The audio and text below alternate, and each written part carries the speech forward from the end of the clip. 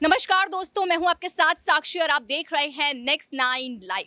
आज का मुद्दा, आज की खास डिबेट में आज का मुद्दा हम लेकर आए हैं वो है नवनीत राणा। कई दिनों से नवनीत राणा चर्चा में बनी हुई हैं। उस चर्चा में जब से एक बयान देकर उन पर आरोप लगा था, उन पर केस चढ़ा था, उन पर मुकदमे चले थे और जेल में बंद हो गई थी।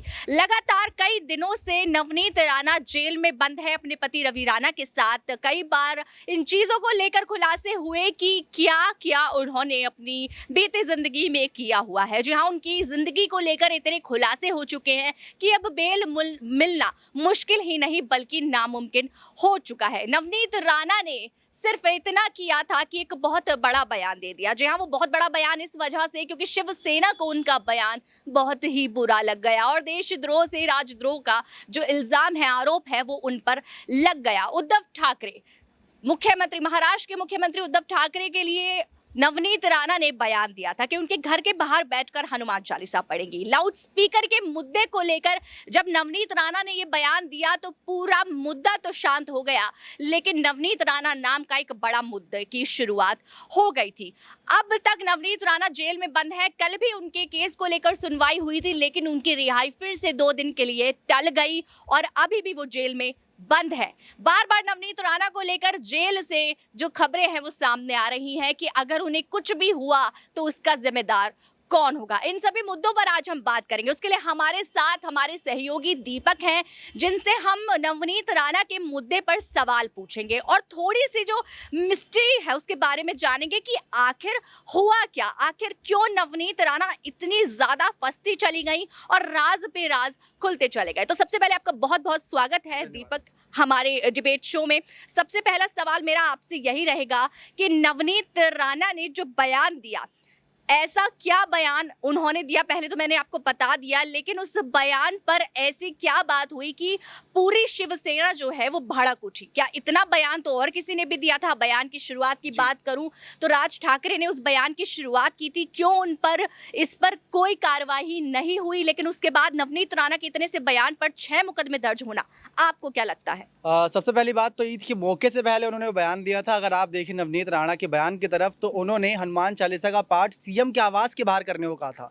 तो ऐसे में नवनीत राणा का ये बयान बहुत ज़्यादा विवादास्पद था, लेकिन इसमें एक बात ये थी कि उन्होंने ये बात नहीं कही थी कि वो पलटन के साथ यानी कि लोगों के साथ जाकर हनुमान चालीसा पढ़ेंगे, बल्कि उनके बयान में ये था कि वो हनुमान चालीसा का पाठ करेंगे, अपने पति के साथ जाएंगी और सीएम के आवास के बाहर हनुमान चालीसा का पाठ करेंगी। रोक सको तो रोक लो, ये अपने आप में काफ़ी एक कह सकते हैं एक ऐसा बयान था जो वार्निंग थी शिवसेना को लेकर। लेकिन शिवसेना फिर उनके घर के बाहर ही जाकर हंगामा मचाती है, काफ़ी कुछ उत्पात हुआ, उसको लेकर भी खबरें सामने आई। लेकिन अब नवनीत राणा की तरफ देखिए, उनके वकील के बयान की तरफ देखिए तो वकील ने बयान दिया कि उन पर राजद्रोह का मुकदमा क्यों लगाया गया। अगर कोई व्यक्ति कहीं पर भी जाके हनुमान चालीसा का पाठ करता है तो क्या आप उसको जेल की सलाखों के पीछे डाल दोगे? क्या कहीं पर भी, यानी कि अगर कोई सीएम है या कोई पीएम है, हनुमान चालीसा का पाठ करना किसी भी जगह पर कोई भी आरोप तो है नहीं, लेकिन राजद्रोह का आरोप लगा देना वो भी सिर्फ इस बयान से। और ऐसा बयान विपक्ष की तरफ सामने आया कि उन्होंने ये बयान इसलिए दिया ताकि दंगा भड़के और लोग भड़कें, और अकेले अगर वो जाती तो इतनी बड़ी नेता तो हैं कि उनके पीछे पूरा हुजूम भी जाता, तो उसके चक्कर में उनको जेल की सलाखों के पीछे डाला। लेकिन जब से वो 14 दिन की न्यायिक हिरासत को लेकर खबरें सामने आई, उनकी हालत कैसी है जेल के अंदर से वो भी अपडेट आ रही है लगातार कि उनकी हालत नाजुक है। उनकी 8 साल की बच्ची घर पर है, उसको लेकर भी अपडेट सामने आ रही है। अगर नवनीत राणा और उनके पति रवि राणा की तरफ देखिए तो उनको बयान कोई सामने नहीं आने दिया। लेकिन अब आज ईद का मौका था, ऐसे में अगर आप देखिए तो हनुमान चालीसा का पाठ अगर आज के दिन किया जाता तो ऊपर से राज ठाकरे का बयान जो लाउड स्पीकर को लेकर था, ऊपर से यहाँ पर अगर बात करें जो हिंदू मुस्लिम के बीच एक अलग ही जंग पहले जहांगीरपुरी में भी, फिर आज जोधपुर में भी देखा, वैसे कोई दंगा ज़्यादा ना भड़क जाए, शायद इसी वजह से उनको जेल की सलाखों के पीछे रखा। क्योंकि अगर नवनीत राणा जेल की सलाखों के पीछे से बाहर आती तो वो जरूर कुछ ना कुछ ट्वीट करती, बयान देती, शायद वो और भड़काऊ होता, तो ईद के मौके पर और दंगा भड़का सकता था, इसीलिए उनको जेल की सलाखों के पीछे रखा गया। लेकिन कल जो उनकी सुनवाई होनी है, क्या उसके तहत उनको रिहाई मिलेगी या फिर कोई और आरोप के चलते उनको और लंबी जेल की सजा होगी, ये अब काफी दिलचस्प है। बिल्कुल दिलचस्प है, लेकिन जिस तरह से आपने अभी ये बात कही कि नवनीत राणा का जो बयान था वो कहीं ना कहीं भड़काऊ था और उस बयान के बाद हिंसा का जो मामला है वो और बढ़ सकता था और हिंसा की संभावनाएं भी थी। लेकिन अगर मैं आपके इस पर व्यूज जानूं, आपको क्या लगता है कि नवनीत राणा का इस तरह का बयान देना कि मुख्यमंत्री वो है, उस राज्य के मुख्यमंत्री हैं, मुख्यमंत्री के घर के बाहर इस तरह का बयान दूंगी, ऐसी बात कहना क्या सही थी आपकी तरफ से? आपको क्या लगता है कि नवनीत राणा का ऐसा कहना ठीक था? देखिए, इस समय अगर आप पूरे देश में देखें तो सांप्रदायिक, धर्मनिरपेक्ष, इन सब को लेकर काफी दंगा भड़का हुआ है। काफी अभी आपने आज जोधपुर का देखा, एक छोटी सी चिंगारी पूरी आग में बदल गई, रुकने का नाम नहीं लिया, बात बात पर दंगे हो रहे हैं, तोड़फोड़ हो रही है। किसको नुकसान हो रहा है? मिडिल क्लास को। वही चीज अगर वहां पर भी होती और शिवसेना अगर एक तरफ होती और कहीं ना कहीं नवनीत राणा के समर्थक एक तरफ होते तो फिर दंगे भड़कते, तो वो अपने आप में काफी हिंसा होती। अगर नवनीत राणा को हनुमान चालीसा का पाठ करना है तो इतने भव्य मंदिर बनाए गए हैं, घर में भी मंदिर मौजूद हैं। अगर आपको सिर्फ पाठ करना है तो आप मन से कहीं पर भी बैठकर पाठ कर सकते हैं। लेकिन ये कहना कि हम सीएम के आवास के बाहर, मोतीश्री के बाहर जाकर हनुमान चालीसा का पाठ करेंगे, रोक सको तो रोक लो, वो अपने आप में काफी विवादास्पद था। लेकिन उसके पीछे अगर राजद्रोह का मुकदमा लगाकर उनको जेल की सलाखों के पीछे डाला जा रहा है तो वो भी काफी हद तक गलत है। सरकार उस पर क्या कदम उठा रही है? अब तक रिहाई क्यों नहीं हुई? अगर रिहाई नहीं हुई, इल्जाम क्या है, सबूत क्या है, ये विपक्ष को सबके सामने रखने चाहिए। नवनीत राणा के वकील का पूरा बयान सामने आया। उन्होंने बयान इसलिए दिया ताकि लोगों को पता चले कि राणा दंपत्ति के साथ जेल की सलाखों के पीछे क्या सलूक किया जा रहा है।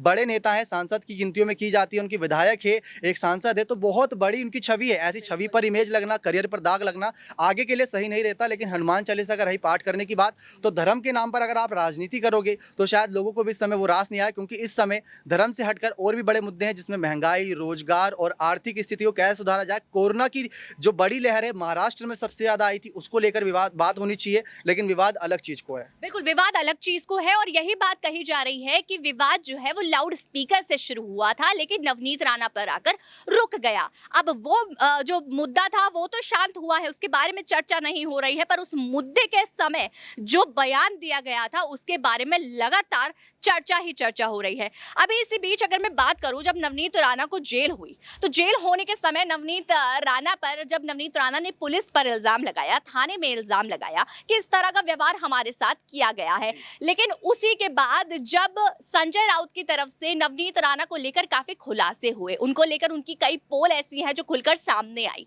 अब किसी भी चीज को लेकर थी, लीगल थी, लेकिन वो सामने आ रही थी। क्या हम इसे ये समझे कि शिवसेना के खिलाफ दुश्मनी मोड़ लेने का ये नजरिया देखने को मिल रहा है?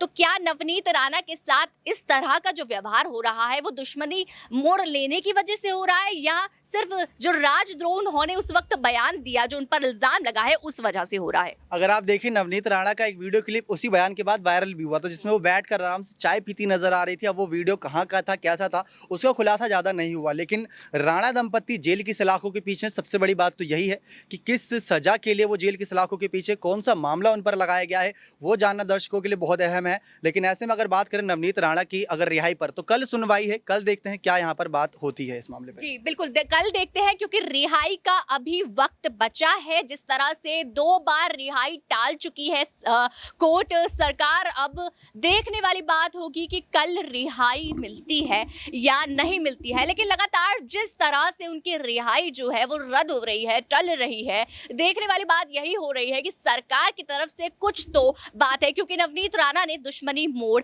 ले ली है। तो ऐसी और अपडेट्स लगातार हम आपके सामने लाते रहेंगे, उसके लिए आप हमारे साथ बने रहिए। और आपको ये डिबेट प्रोग्राम कैसा लगा हमें कमेंट सेक्शन में जरूर बताएं और देखते रहिए नेक्स्ट 9 लाइव।